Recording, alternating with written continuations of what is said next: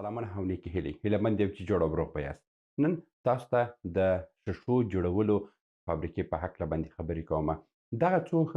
فابریکې چې په ابتدا کې زه تاسو ته یادومه دا د افغانستان د اقتصاد بنسټ جوړوي. موږ باید په لومړي ځل تر هر څه وړاندې موږ باید دا ابتدایي کارونه وکړو. د مثال په ډول باندې که دغه د بوتلو کارخانه چې د شیشهیي بوتلان دي دا موږ جوړ کړو. اوس په کندهار ولایت کې یو د درملو فابریکه ده. په کندهار کې په هرات کې د درملو فابریکې دي. د هرات له د ایران څخه دغه شیشې راوړي او د کندهار له د پاکستان څخه راوړي. آیا نن که دغه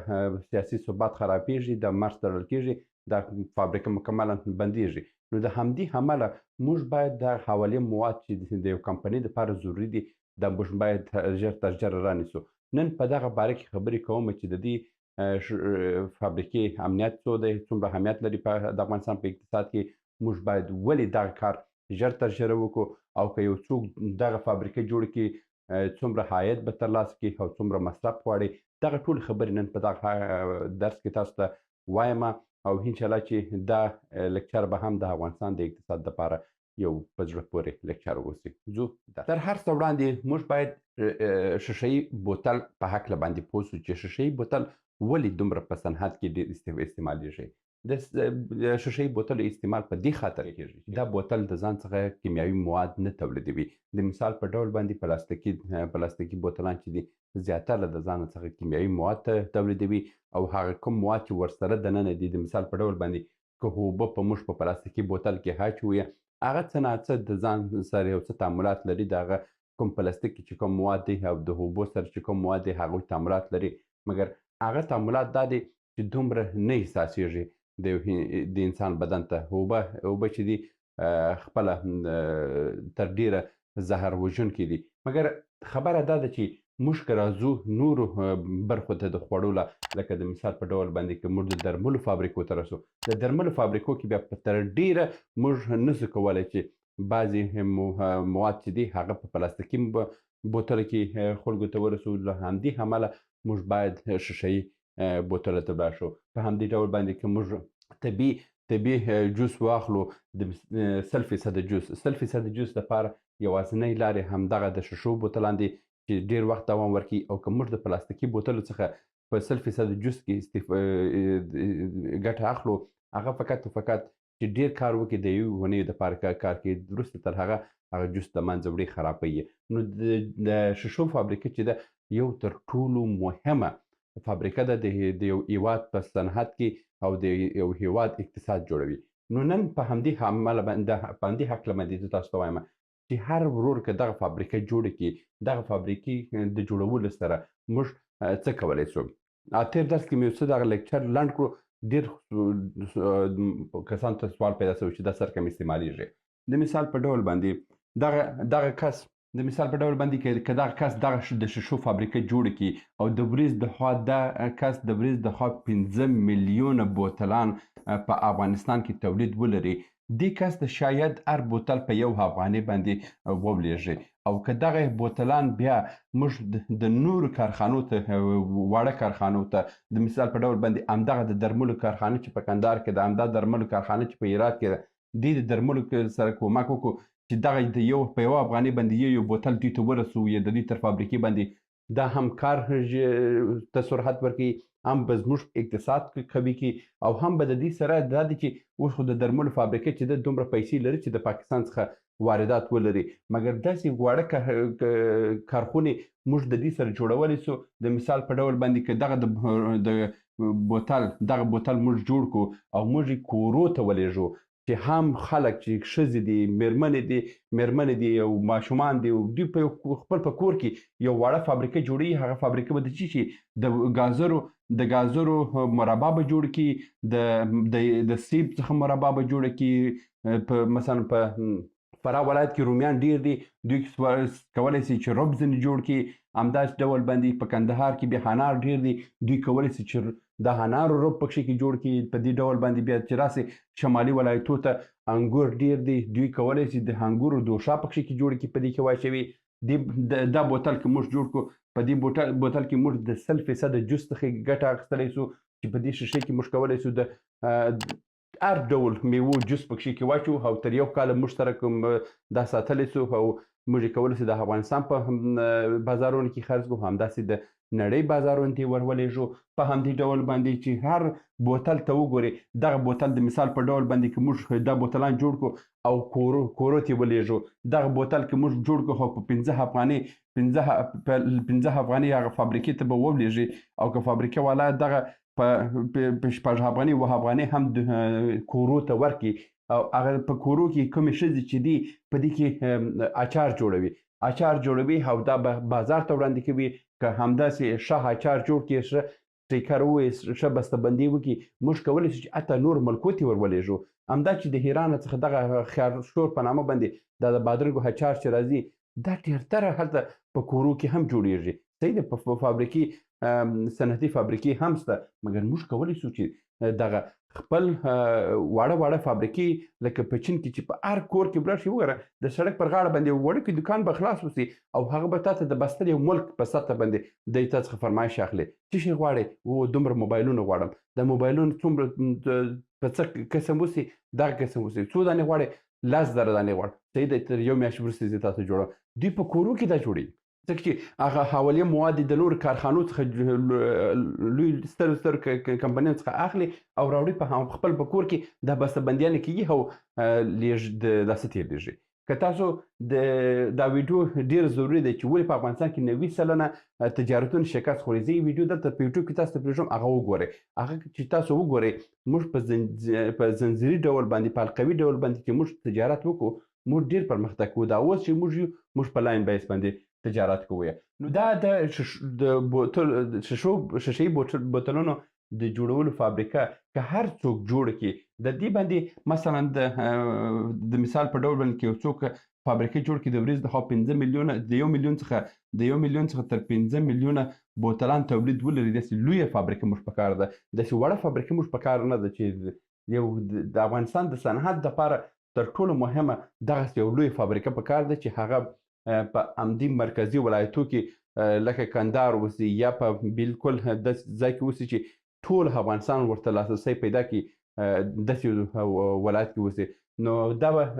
به د افغانستان ټوله اقتصادي سیستم کې بدلون راوړي. دا کارخانه موږ که دا کارخانه هر یوه جوړه کړه، موږ به د دې ته حدودا 100 طرحې لرو چې په دې کې مثلا 50 ډوله جوس موږ په دې کې جوړولی سو. په همدې ډول باندې 50 ډوله خوراکي مواد جوړولی سو چې په هغه کې زیاتره مثلا اچار دی، سس دی، رب دی، دا ډول شان دی. موږ یعنی 50 تر 100 دا فابریکې دي، یعنی 150 طرحې موږ لرو چې بیا دغه شیشه‌يي بوتلان چې دي موږ په واړو کورو کې، یعنې واړه فابریکې جوړې کړو، هغه مصرف کړو. د مثال په ډول باندې که دا شیشې موږ کورو ته ولېږو، کورو ته چې لیږو، کورو ته څه شی ورکوو؟ کورو ته فقط د دې د تړلو دپاره یو چسپ دی، هغه پلاستیکي چسپ دی. هغه ماشین نهایتاً 40,000 افغانۍ تر 10,000 افغانۍ تر 15,000 افغانۍ قیمت لري. هغه کولی شو چې موږ هر کور ته ورکړو چې دا ماشین دی او دا شیشه‌يي بوتلان دي. د هره ورځ کې مثلا په فراه ولایت کې، په هرات ولایت کې، په کندهار ولایت کې، په نیمروز ولایت کې، په فلانکي ولایت کې په دغه موقعیت باندې ولاړ شه چې کوم شیشې چې ته غوښتنه ولرې، دا شیشه تا ته د ورځې لخوا 100 شیشې هم درکوي، او دا شیشه غواړې د ورځې لخوا 100 شیشې تا ته درکوي، او دولت دې بیا دې دپاره پورونه هم ورکوي. همدا پورونه له امله موږ کولی شو چې اقتصاد ته حرکت ورکړو. دغه اقتصادي طرحه دا د هند یو تحقیقاتي مرکز جوړه کړې ده او پر دې باندې نهایتاً پیسې تللې دي او دا زما د جیبه تللې دي. زه تاسو ته وایم چې دا 1 روپۍ هم یعنې زه 10% هم د یوټیوب څخه نشم پیدا کولی د دې طرحو. او دا طرحې ساده طرحې نه دي، یعنې زموږ په افغانستان کې ډېر اقتصادي داسې جوړ سوه، سیمینارونه جوړ سوه، ډېر اقتصادي کنفرانسونه جوړ سوه، مګر یوه طرحه موږ سره نه وه. زموږ اصلي بنیادي طرحې دا دي چې موږ باید ابتدا کې خپل زیربنا جوړ کړو، چې د زیربنا دپاره، د بنسټ دپاره یوازینی شی همدغه د کوتیانو جوړول دي، د بسته‌بندیو کارونه دي، چې دا د شیشو فابریکه چې ده یو فابریکه ده. که تاسو د کوتیو جوړولو فابریکه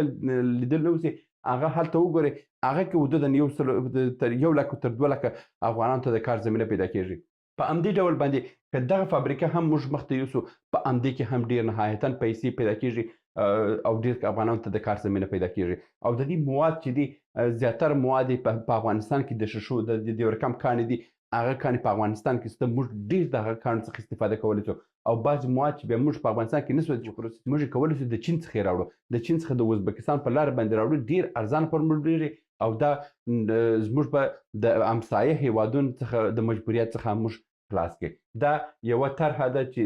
هر څوک یې که غواړي دا اجرا کړي د ټولو ولس خیر به ورسره وسي او د ټولو ولس دعاګانې به ورسره وسي اوس که راسو پر دې باندې بیا موږ دا د فابریکه ده د ښیښو جوړولو هغه کوم فابریکې چې ده اوس موږ په دې کې حاصل خرڅولی سو په دې کې جوس خرڅولی سو په دې کې خوراکي مواد خرڅولی سو په دې کې اچار خرڅولی سو ډېر برخو کې ښیښه استعمالیږي او ښیښه چې ده ډېر مهمه هم ده همدا اوس د درملو فابریکه که دغه ښیښو فابریکه په افغانستان کې جوړه سي ډېر نورې د درملو فابریکې به جوړې سي نو زموږ دپاره لازمه ده چې موږ د بوتل جوړولو د ښیښو جوړولو یو فابریکه جوړه سي که هر افغان سره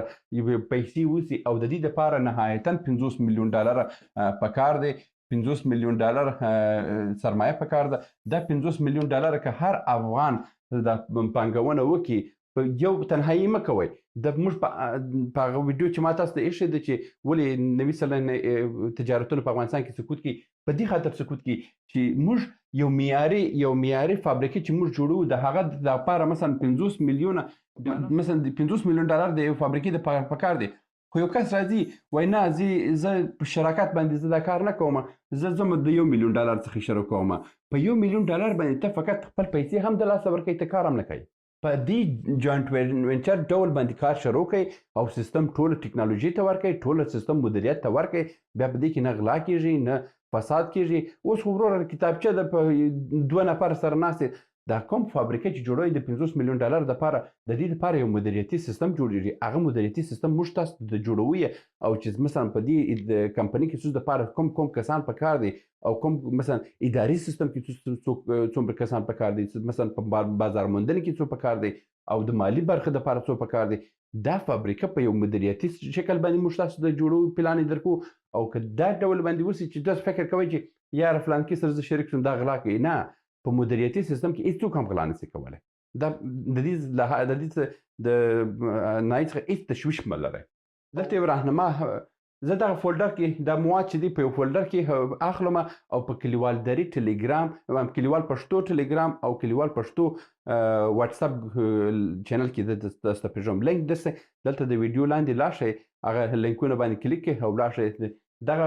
معلومات چې دي ټول په ټلګرام کې تاسو ته پرېږدم دلته د راهنما یو پی ډي اف فایل دی هغه خلاص کړئ په دې راهنما کې ټوله ویل سوي دي چې تاسو مثلا ابتدا په افغانستان کې څه کارونه وکړئ بیا ولاړ شئ په چین کې د کوم ځایو څخه